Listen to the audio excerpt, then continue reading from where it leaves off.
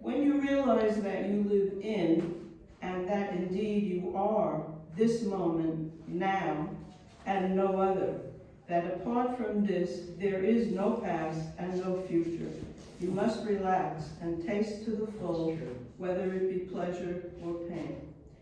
At once it becomes obvious why this universe exists, why conscious beings have been produced, why sensitive organs, why space, time, and change. The whole problem of justifying nature, of trying to make life mean something in terms of its future, disappears utterly. Obviously, it all exists for this moment. It is a dance, and when you are dancing, you are not intent on getting somewhere. The meaning and purpose of dancing is the dance. Yes. Yes. So that's very easy, right? We understand that. It is the dance of vibrations, dance of energy, right? Mm-hmm. So the dance of energy creates, because dancing means vibrating. And when the energy, when the vibrations are happening, when the universe is dancing or the energy is dancing, it is not only the vibrations are not only creating the energy, but it is also manifesting in the physical form. That is how the creation happens. With the vibrations, it creates energy, and that energy then manifests into the physical form. It's a really good physical metaphor. Creation. The meaning of life is life. So the dance of the creation or dance of the vibration, what is that? All the stories that we make up about that is also life. What life is all about. Everything is life. So it doesn't matter whether you call it as vibrations. No destination. No, it doesn't matter whether you call it vibrations or energy or life. It means the same thing. So life is nothing but, again, energy being created and recreated in different forms to, especially for us, since we are not vibrating at a higher frequency. So as a result, we want to experience life, right? So we want to experience it to the fullest extent. And for that, at whatever frequency that you are at the moment, you can still experience the life as it is. That's a destination of sorts, and we're aspiring to. Well, you're not aspiring it. You are just trying to. You are raising your vibration simply because you want to vibrate at a higher frequency. Why? Simply because then the experience becomes better for you. But otherwise, you have to live the moment. Now, how do you live the moment? And how will it be for at the highest vibrational frequency? When you accept whatever is happening in your life as it is, enjoy it, and create positive experience for yourself. So that is living in the moment, and yet aspiring to become create in a higher vibrational frequency. You can do the same thing in the lower vibrational frequency too, because the situations do happen on the basis of your past actions, but how you deal with those situations is up to you. So you can deal it in a negative form or in a positive energy. It's Hopefully up to you. You want to learn from the moment. Yes, the moment is there to enjoy, nothing to learn. But yes, you learn from your past experiences, and moment is for you to enjoy. From the basis of the past experiences, the things that you've learned, how you approach the present at this moment will depend on your own learning and your growth. Okay, so the moment right now is as life, or you could say vibrations, energy, which is creating life, or for you as your own creation, or for the whole creation, the universe. But main thing is for us to understand is when we live in the moment, we have to enjoy every moment, and that can also that depends on our choices. That is where the choices come in. That is where we create good karma or bad karma, because whatever we are doing right now will create our future reactions or destiny. So destiny doesn't mean that something gorgeous is happening. It's just that reactions will come through, and then you will have to go through those reactions, live through those reactions, and learn a lesson that you need to learn. That's all. Can I ask You said enjoy the moment. Yes. But what if it's pain? So what do you do when there is pain? Yeah. Do you accept it or do you fight against it? I guess you accept it. If you accept it and you focus on solutions, is that better? Or is it fighting and depressing, creating another depression and sadness and then making the pain worse? No.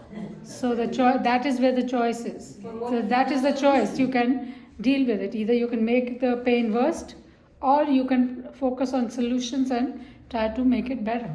Yes? But what if there's not a solution to the pain? Let's say somebody has cancer or dying in a lot of pain. What if there's no solution to it? So the solution to those pains are that you have painkillers, you take it, and also you accept the fact that you have to leave the body one day.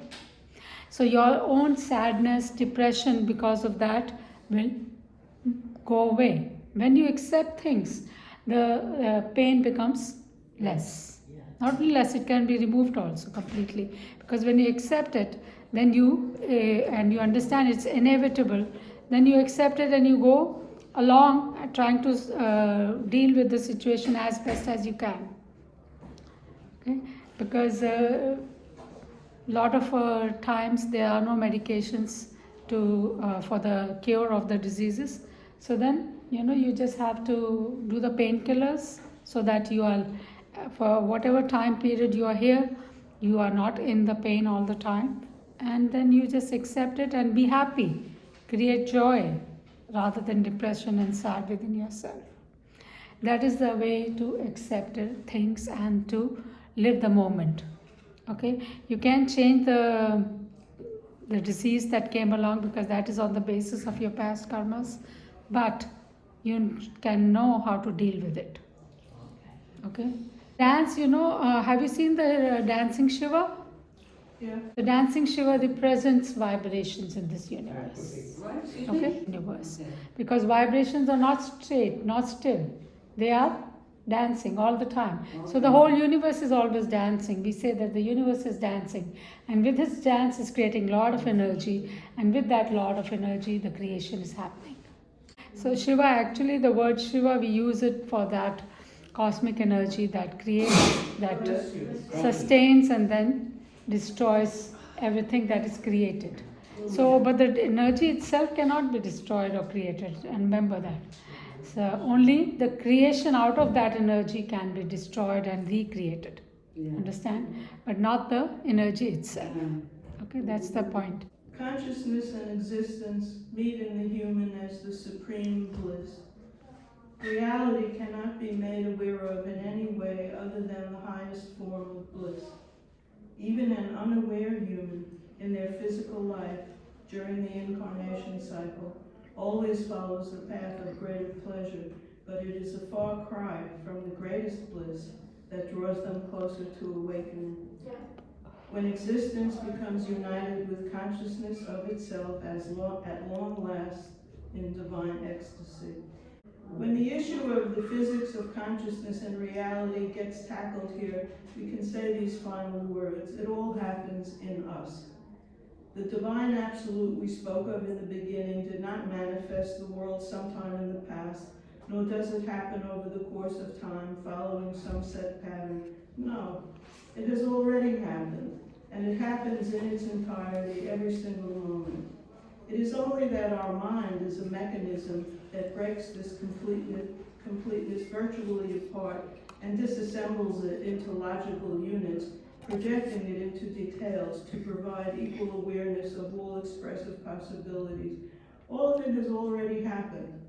It is only our mind that got entangled in the details, like a forensic expert who is studying everything the body and the mind have done, and blah, blah. Yes. The more we raise awareness, the more aware we are of the fact that we are neither our body nor our mind, but are rather our whole life and all our actions from birth to death. In all incarnations, we are no different from any other. Our mind is a mere mechanism that virtually sets this wholeness of us apart into linear series of all the potential events it experiences subjectively via the body, like an actor in a show that in its entirety is simply ourselves and nothing else. Yes. All our lives are nothing but dreams within dreams, and we are the reality in which they will take place. Yes. He's saying is in this whole big paragraph is that everything is happening. It has already happened. He's saying there is no past, no future, but everything is happening at this moment. How is it happening at this moment? There's no Because there time. is only this moment. That's what the other philosophers said. You know, all we have is this moment. Yes. We're in this moment, and this moment is all there is. Yes, but how is it? How can you explain it? When you start thinking of the past, Right. what is that moment? That is the present moment? Yeah. Whenever you're thinking of whether of the future or the past, you're always thinking about it at this At the present moment, right? So, whether things happened in the past or whether you are imagining about your future, everything is happening at Now. this Yeah. moment. Right. So that is why it says that there is no past, no future. It's only this moment that you need to learn to live for this moment and enjoy every moment of this right now. Also, it's saying there's no future. What does he mean? It's already, he's saying that it's not that there's no future. Everything is already there. It's not going to happen in the future. It's already there. And in your mind, you make it as a linear thing, past, Yeah. present, future. But if you leave this body, I always tell you, when you leave this body and you go to the other dimension, there you will be able to see everything together simultaneously. You won't have to, in the future this is going to happen. So how does he say that the future already exists? It's not going to be existing in the future. It already exists. How does it already exist? No. There is only one energy. Of course, everything is made of that energy, for that energy, by that energy, of that energy. Everything depends on the present, right? The future means the reaction of the action. So as soon as you do the action is already set in, right? So it's not going to happen in the future. What is that? Is that predestined? It's happening now only. It's not predestined either. No, what is it? No, as I said, it's happening now. When you do the action, the reaction already is built in and it sets in immediately. It's just that you cannot see it right now because your awareness is very limited at this point.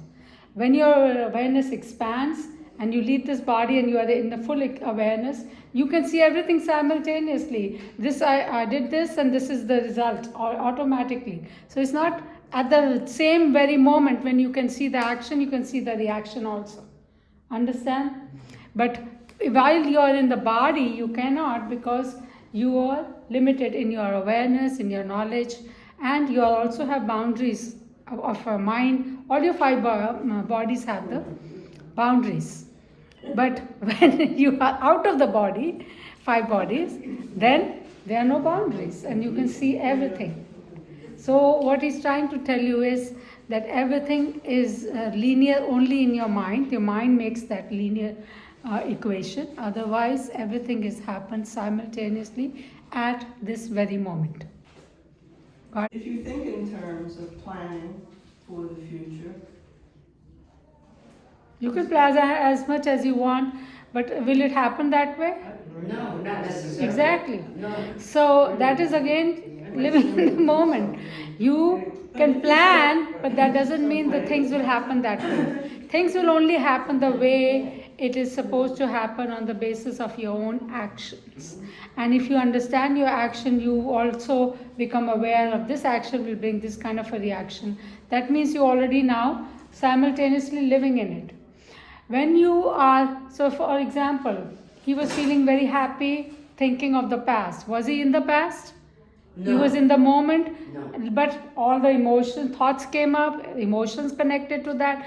Exactly, that's what happened in the past too. But I thought His so thoughts too. came up in the past, his emotions came up, and he felt good at that time. Similarly, now again, when he relived it, he did the same thing. He had those thoughts, and he lived the same emotions, Yes. and he felt those same way good about it. Yes. MADHU. So it is just reliving it, but when is it happening?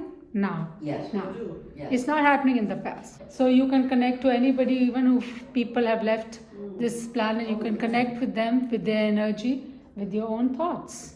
Yes. What No, else? I'm just thinking that there are things in our past that we don't want to remember Yeah. because there were things that happened to us that were not good. Yeah.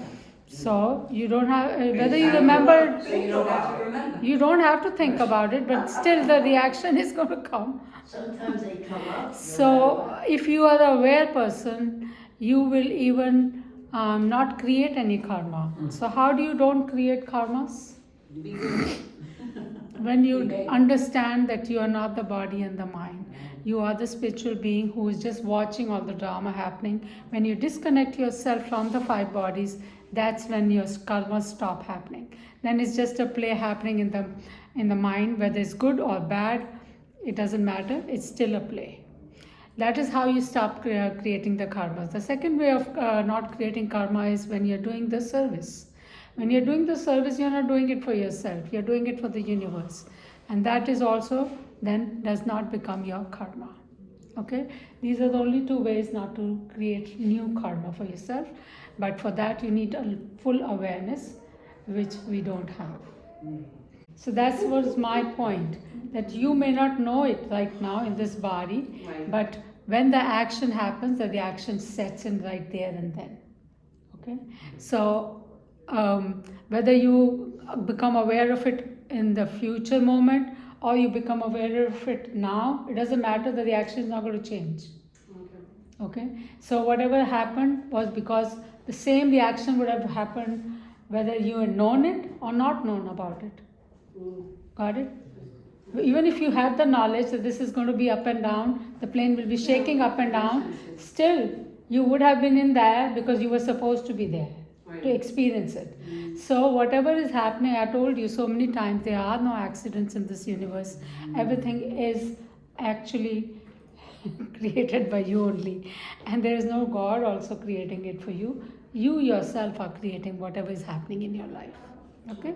So that is how the creation works. So when he's talking about everything happening at this very moment, so the moment itself right now is the important moment, and how you act or react in this moment will depend again how your reaction will come up. And you may live it now, you may relive. So the people who are aware of it, they usually disconnect themselves also, and also they see it as okay, I made a mistake, and then they acknowledge it. So the basic reason why the reactions come is for you to learn and grow. If you are aware of it and you're learning about it and you're growing with it and you're saying, I'm not going to repeat this mistake again, your learning has already happened. The universe will test you again with something similar to see whether you will repeat that problem. Same way reaction comes in, or is it another different positive reaction that you create because you did your learning. If you did it, do you think your universe is going to throw you into the hardship? No. Hardships come only so that we can learn. Okay? And if we learn our lesson right away, there is no need for us to go through the hardships. Then we have already learned so the action reaction happens simultaneously. This very moment. Only until you do not learn, it keeps repeating because it wants you to learn and grow. And that is also your own requirement. You only want to do it. That's why the universe is helping you. If you didn't want to do it, the universe doesn't have time. It has a lot of other things to do. This reminds me how astrology Works. similar. Exactly. Because I'm thinking of the planet Saturn, which is the taskmaster. It brings an obstacle, but the lesson is see if you go overcome it, and if you do your lesson, if you do your job, if you don't, Saturn will punish you. If not, it will reward you. Along these lines, if a person goes to a tarot card reader, let's say, and the reader is accurate in predicting things that have not yet happened. How could he read it if it wasn't already in place?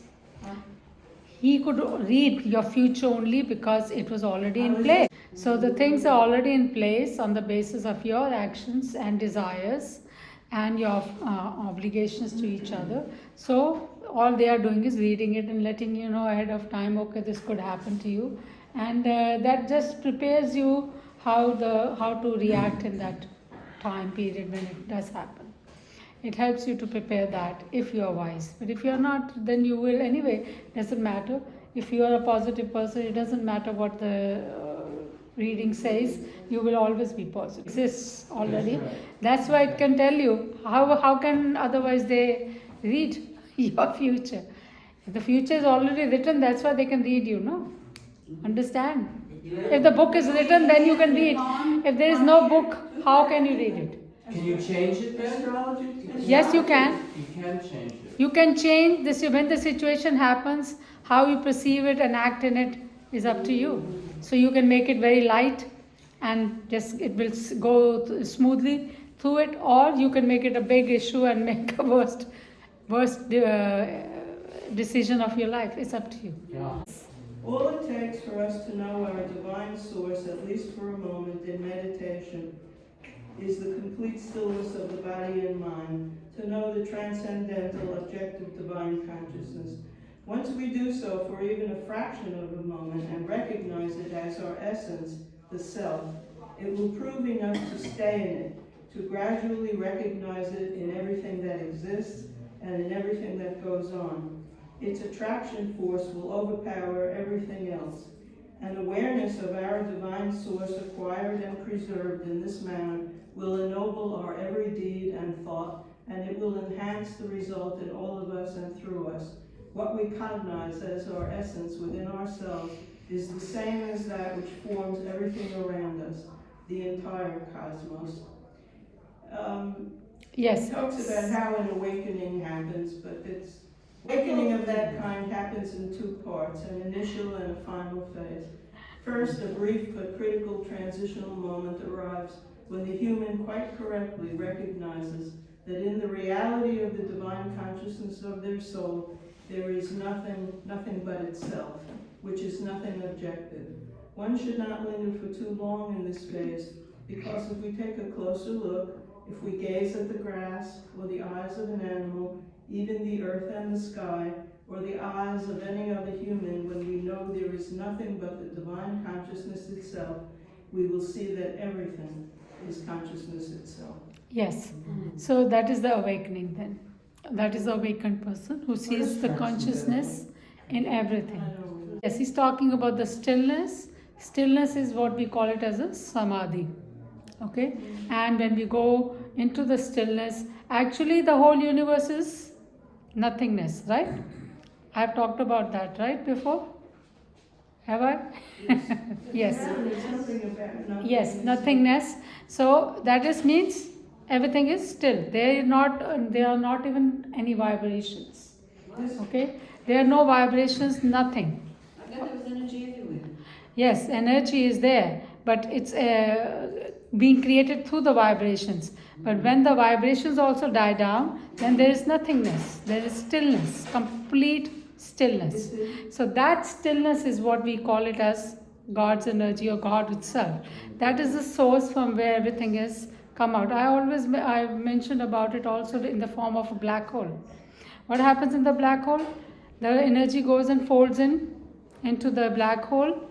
So everything is getting still. I mean, there are no vibrations left, right? Everything goes and folds into that one whole, one point of energy, or one Shiva Linga that I've explained to you so many times. Shiva Linga is the symbol of that point of energy from where the whole creation expands into the creation.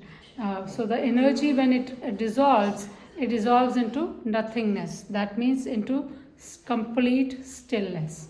And you can feel that stillness even at the time of your meditation.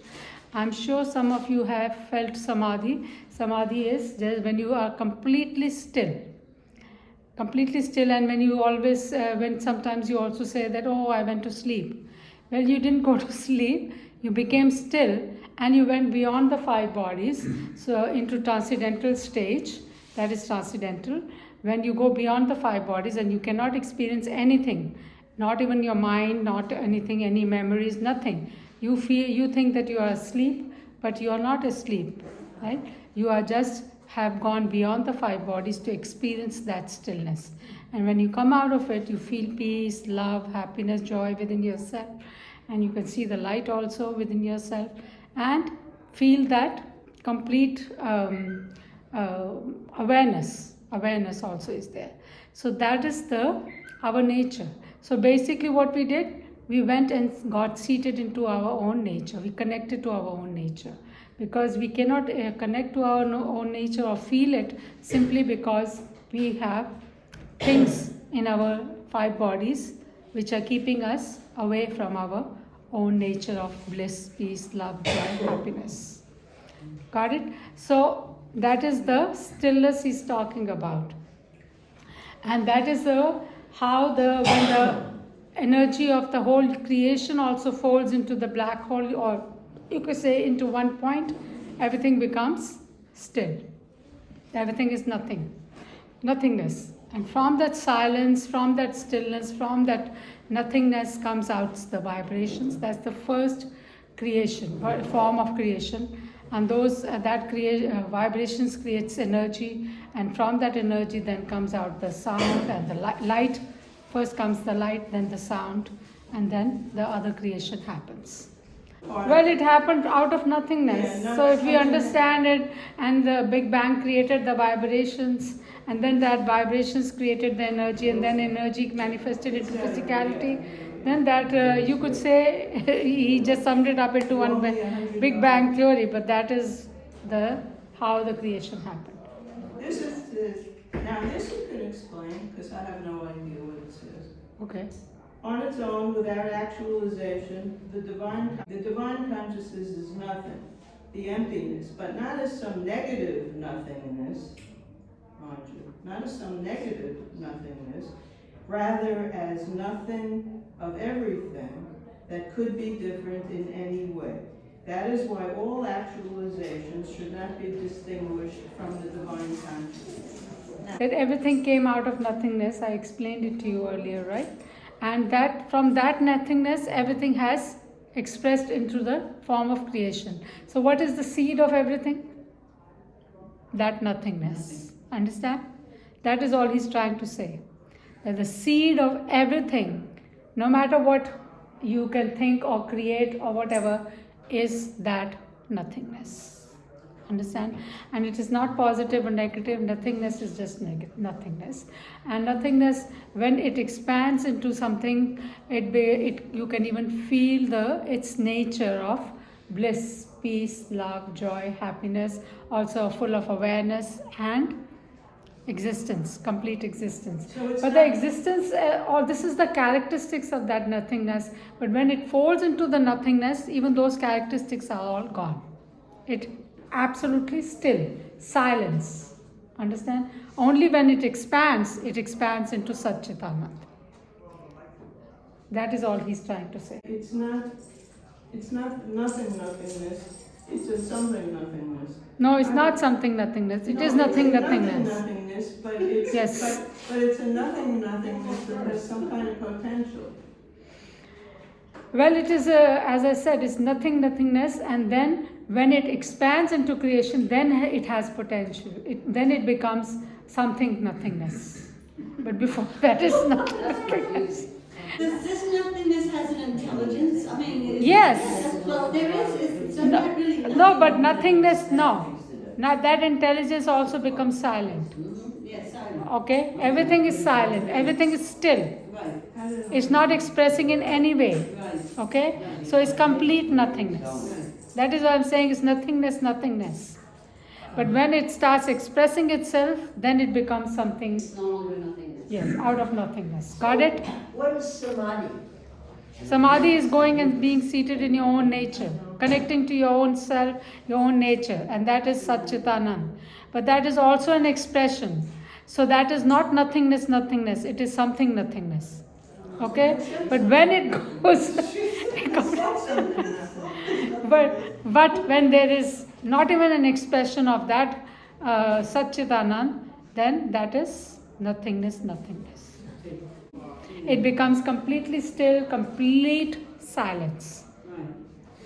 There's nothing else except silence, complete stillness. And you can feel that in your Samadhi, also in your meditation. A lot of people, as I have said, do go into Samadhi, and they can feel when they come out, they can feel the vibration, they can feel the bliss, peace within themselves. They can feel that. They can connect to it also, and also they can feel that they are not just this body and the mind, they are existing beyond that also. Is it all futile? Is it all futile to, should one just kind of sit quietly and No. wait and see what happens? No, not at all. So the whole creation of your life happens on the basis of your own desires. And for your own desires to manifest, you have to manifest them. For if you want to experience something and you have a desire to fulfill something, to create something, then you have to manifest it. So as soon as you have a desire, you also have a karmic something or other happening. Right? Yes. So your desires binds you into the karma. Yes. So should you sit quietly? No. You then manifest it. If you want to experience something, that is how you create your life. So your life destiny is created by your own desires, by your own. But you created it before before you got this body. You created it. Your plan. You set out a plan. Yes. Before you took. But you can create new desires also along. Those will set in place anyway, along the timeline that you set in. But you can also create new desires along the way. If all of a sudden you saw an actress and you said, okay, I also want to be an actress. So that's a new desire you may have created. It may not manifest in this life, but it will manifest in the future. Because now that you've created that desire, it has to manifest. If the former plan, before you took the body, you knew you had certain karmic obligations to fulfill, and you wanted to fulfill them, and you created a plan prior to taking the body. If in this body, desire arises, sometimes it is on the basis of the desires will arise on the basis of your past karma only, according to your plan. Sometimes it could be a new desire that you are trying to create. Everything is again your own creation, doesn't matter. If a plan is already in place and you have a new desire that wasn't mentioned before you took this body, if the new desire is in conflict with the old plan, then it will not manifest, or it may or may not manifest. If it's something, you created something positive and you want to get rid of the negative, then you're already learning your lesson. Okay? But you will still have to go through that lesson. Only what your choices will be positive. How can you tell in this life? Like I've had some repetitive experiences regarding relationships. So how can you tell if you act differently in a new relationship than you have acted in past? If you make different decisions in a new relation that are different from ones that you made in the past because you've learned some things, you've grown, etc. And so now your reactions are different. How do you know that the universe recognizes that you've grown? Does it leave you alone? Or does it continue to torment you? no, it doesn't torment. It's the lesson that you wanted to learn. Understand that. Universe has nothing to do with it. Okay? You set in place that I want to learn this lesson. Until long you do learn it. That means you do not repeat the same mistake. It will keep giving you the repetitive lessons, situations. How do you know you made it? What happens? If it doesn't get repeated, then that means you've learned the lesson. If it's still repeating itself, then you still are being judged. It doesn't mean if you've passed once, it's gone. You may have to pass it 5-6 times for it to register in your mind also. It's not the universe wants something for you to learn. It is you who wants to learn. So you have to convince yourself that whatever new information that I'm trying to learn is set into my subconscious mind. It has replaced the old memory and created a new information, new pattern. a new way of living, looking at things. So when you start changing your own self, when you see yourself only changing, that is when you can see the growth is happening. Universe doesn't care whether you learn or not again. You is helping you. The universe is helping you to learn the lessons you wanted to learn. You know, it's a little bit of a reveal here. I will say that on several occasions, the universe has given me the same person in a different body, the same person in this life with the same problem. That's because you didn't learn your lessons last time. That's why it will keep repeating. So that's what I was saying. If you do not learn the lessons, it will keep repeating in your life because you want to learn and you're not able to learn in one test, then second test, then third test, till you'll pass. And when you pass also, you still may not be convinced that this is the right answer. So it will keep repeating it till you are 100% sure. And even if it's repeated, you will always pass. And when that happens 5-6 times, then it will say, okay, now it's in your memory. Let me tell you